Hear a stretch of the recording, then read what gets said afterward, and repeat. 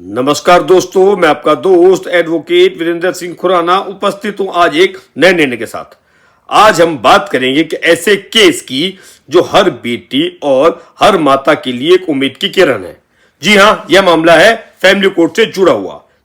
चर्चा करते हैं आज के इस मामले की। यह मामला शुरू हुआ था फैमिली कोर्ट चावरा में, जहां एक 17 साल की लड़की ने अपने पिता से मेंटेनेंस और एजुकेशन खर्च की मांग की, और जब फैमिली कोर्ट ने उसका आवेदन खारिज कर दिया तो मामला पहुंचा केरल हाई कोर्ट में।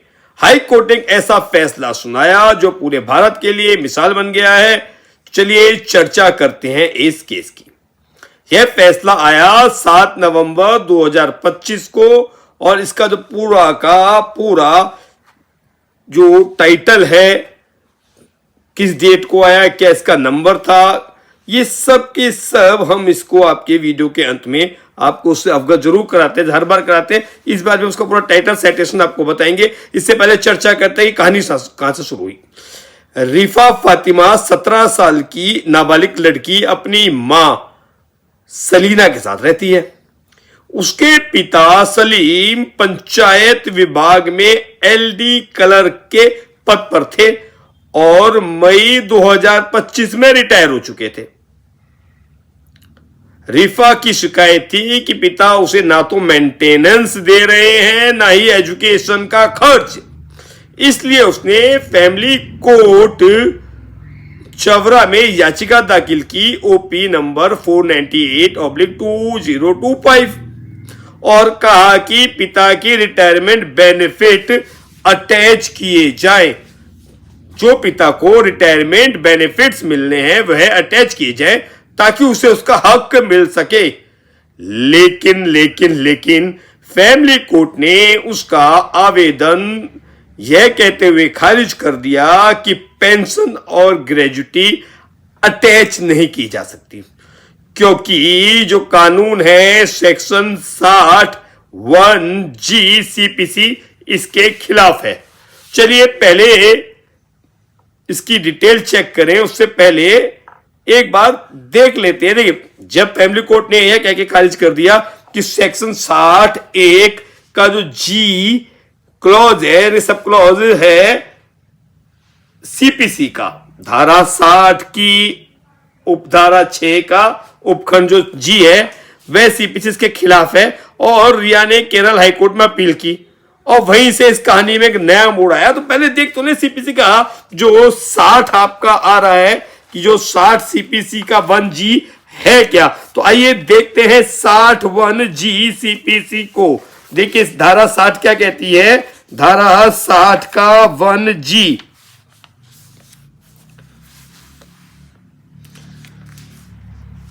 धारा 60 का 1G कहता है, भरण पोषण की डिक्री से भिन्न किसी डिक्री के निष्पादन में वेतन के प्रथम 1000 और बाकी का 2/3।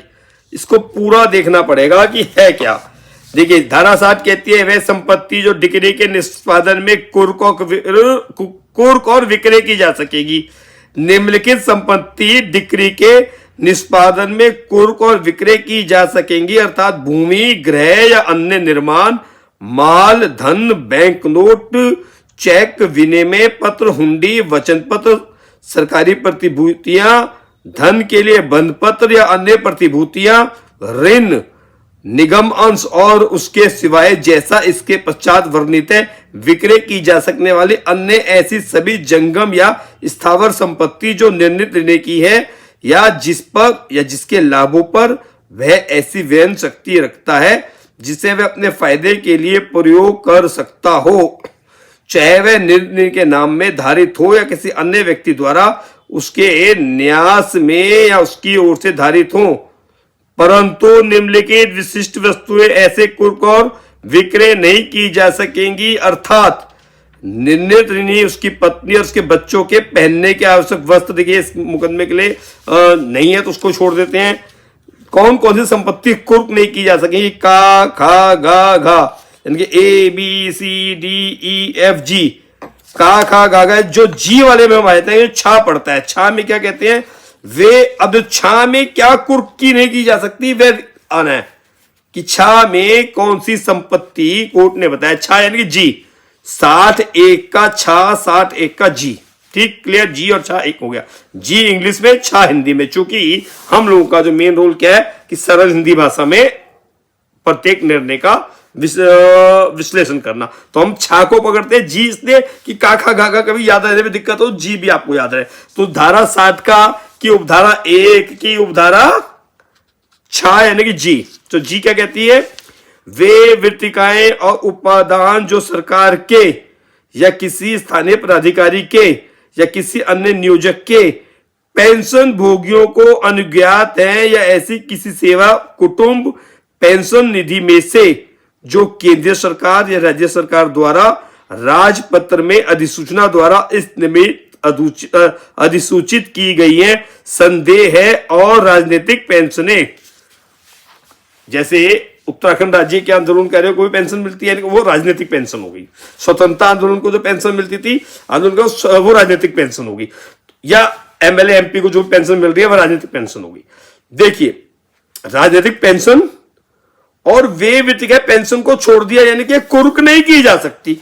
तो ऑनरेबल फैमिली कोर्ट ने क्या माना कि यह जो पेंशनें हैं यह 61 जी के तहत कुर्क नहीं की जा सकती।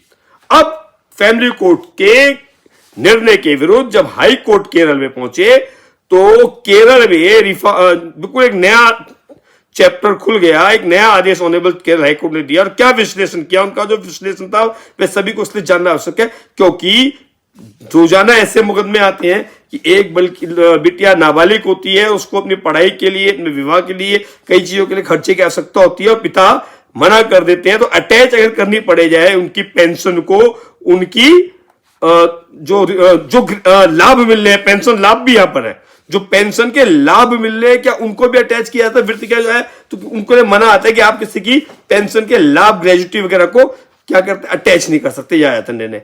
तो इस पर जो ऑनरेबल कोर्ट ने विचार किया तो रिफा ने क्या कहा, रिफा ने कहा वहां केरल हाई कोर्ट में कि उसने अब तक 2,74,900 अपनी पढ़ाई व हॉस्टल में खर्च किए हैं। आगे की पढ़ाई के लिए उसे 3 लाख रुपए कोर्स की फीस और 10,000 रुपए मासिक हॉस्टल खर्च चाहिए।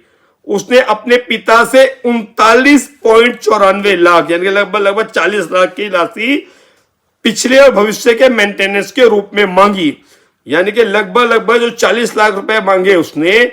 अब वहां जो पिता का पक्ष क्या आया, पिता का पक्ष ये आया कि पिता ने क्या कहा, उसने कहा कि अब तक 2 लाख, जो पिता ने कहा कि देखिए जी मैं बीमार रहता हूं, रिटायरमेंट पे उन्हें बहुत कम पैसा मिला है, रिटायरमेंट पे बहुत कम पैसा मिलेगा क्योंकि रिटायरमेंट से पहले हो गई थी, और पेंशन या ग्रेजुएटी को अब इन्होंने कहा कि पेंशन और ग्रेजुएटी को अटैच करना कानूनन मना है।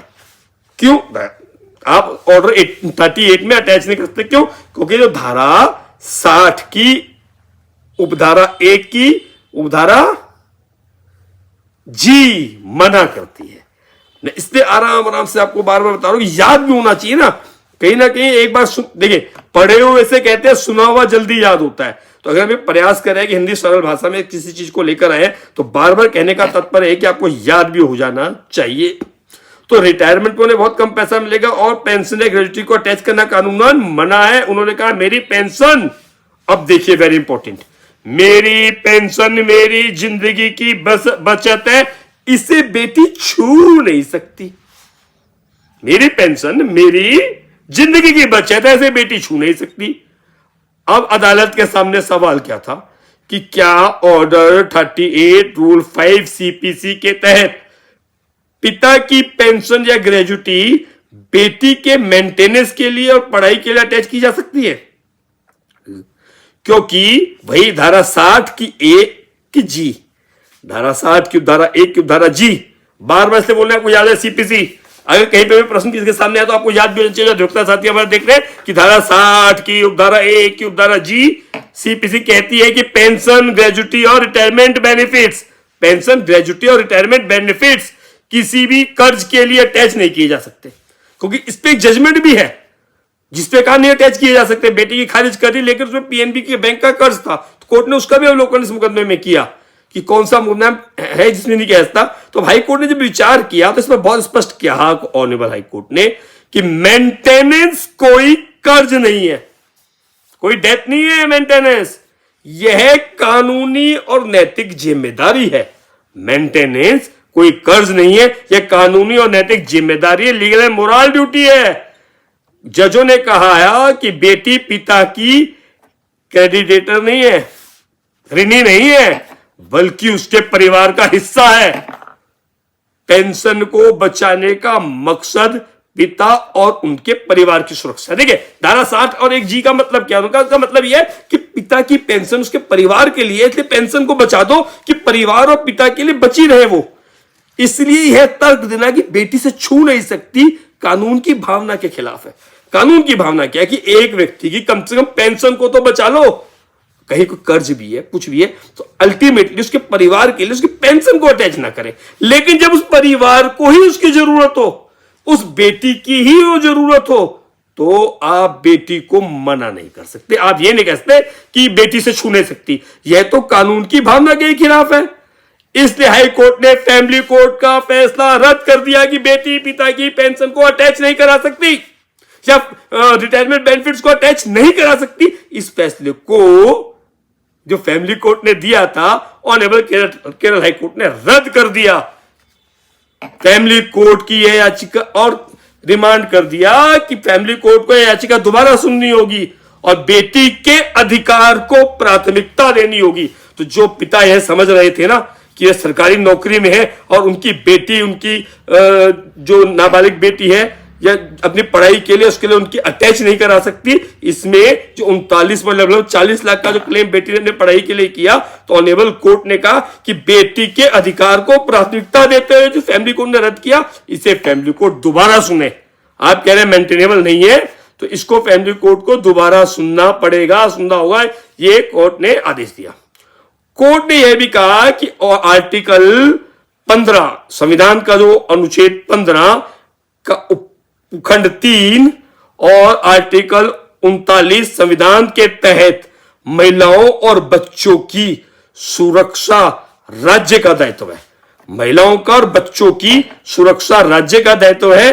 और रमेश चंद्र कौशल वर्सेस वीना कौशल 1978 के केस में सुप्रीम कोर्ट ने कहा था कि मेंटेनेंस कानून एक सामाजिक न्याय का हथियार है, इसलिए रिफा जैसी बेटियों के अधिकार को कानून की तकनीकी दलीलों से दबाया नहीं जा सकता। देखिए यह नाम रिफा है, या रिफा की जगह कोई और नाम भी हो सकता है, गौरी हो सकता है, आपका कोई भी किसी भी नाम से आप उसको ले सकते हैं। यानी कि रिफा, गौरी, लक्ष्मी, है ना, ये कोई भी नाम से बेटी को पुकारे आप, वह इस कानून में अपनी पिता से मेंटेनेंस मांग सकती है, उनकी पेंशन को, रिटायरमेंट बेनिफिट को अटैच करा सकती है। दोस्तों इस फैसले का मैं आपको साइटेशन भी बता देते हैं। इससे पहले वही निवेदन है, आपको हिंदी सरल भाषा में हमारा ये विश्लेषण अच्छा लग रहा है तो मैं चैनल को सब्सक्राइब जरूर करें, लाइक जरूर करें, शेयर जरूर करें। और इस फैसले में साफ कर दिया है कि पेंशन सिर्फ पिता की नहीं, परिवार की भी सुरक्षा है। अगर कोई पिता ये कहे कि मेरा ग्रेजुटी, मेरा रिटायरमेंट बेनिफिट्स और ये पेंशन सिर्फ मेरी सुरक्षा के लिए, ये आपकी अकेले की सुरक्षा के लिए नहीं है, कोर्ट ने कहा यह पूरे परिवार की सुरक्षा के लिए है। तो अगर बेटी बाहर का व्यक्ति आपकी पेंशन अटैच करा नहीं करा सकता, लेकिन परिवार के लिए आपकी बेटी ही आपके लिए उसमें है, तो आप ये नहीं कहते कि बेटी तो मेरी पेंशन को छू भी नहीं सकती, क्योंकि कानून की भावना को देखा जाना है यहां पर। और अगर पिता अपनी बेटी का मेंटेनेंस नहीं देता तो कोर्ट पेंशन या रिटायरमेंट बेनिफिट से भी वह पैसा वसूल सकता है। यह फैसला ना सिर्फ रिफा की जीत है, वही जो मैं कह रहा था, ना ये रिफा की जीत है जितनी, बल्कि समाज के लिए पूरा एक संदेश है कि न्याय देर से मिले मिलता जरूर है। रिफा जैसी कितनी ही बेटियां समाज में हैं जो अपने पिता से, जिनके लिए उनके पिता मेंटेनेंस नहीं कर रहे हैं। आपने अगर जन्म दिया है तो आपने परिवार अगर बढ़ाया है तो परिवार को का मेंटेनेंस करना भी आपकी जिम्मेदारी है, यह ऑनरेबल कोर्ट ने कहा। और अब हम इस वही आपको अच्छा लग रहा है, आप प्रयास को लाइक करें, शेयर करें, सब्सक्राइब करें।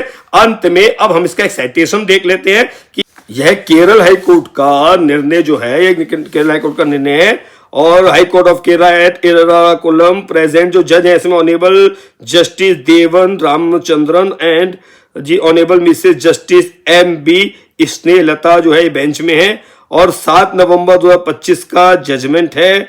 और अच्छा 16 कृतिका 1947 भी डेट है, कितना बड़ी हिंदी की भी लिखी है। और अगेंस्ट द जजमेंट डेटेड 16/8/2025 का जो हाई कोर्ट छावरा का फैमिली कोर्ट का जो निर्णय है उसके अगेंस्ट निर्णय है।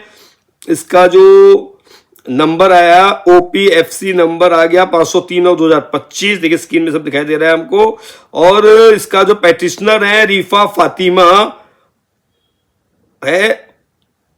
फातिमा वर्सेस, और जो रेस्पोंडेंट आए सलीम, सेक्रेटरी मेन सलीम है मेन, बाकी 3-4 पार्टी और सेक्रेटरी साउथ कर्नूल तालुका का सब बना दिए, 4-5-6 पक्ष बनाए हैं। तो यानी कि ये मेन अगर उसका साइटेशन देखे तो रीफा फातिमा वर्सेस सलीम और 7 नवंबर 2025 का केरल हाई कोर्ट का जजमेंट है। इसी प्रकार हम लोग रोजाना आपके समक्ष निर्णय लेके आते रहते हैं साधारण हिंदी भाषा में। एक बहुत महत्वपूर्ण निर्णय था, इसलिए हम आपके समक्ष लेके आए हैं। कल हम फिर मिलेंगे किसी एक नए निर्णय के साथ। तब तक के लिए सभी को नमस्कार नमस्कार नमस्कार।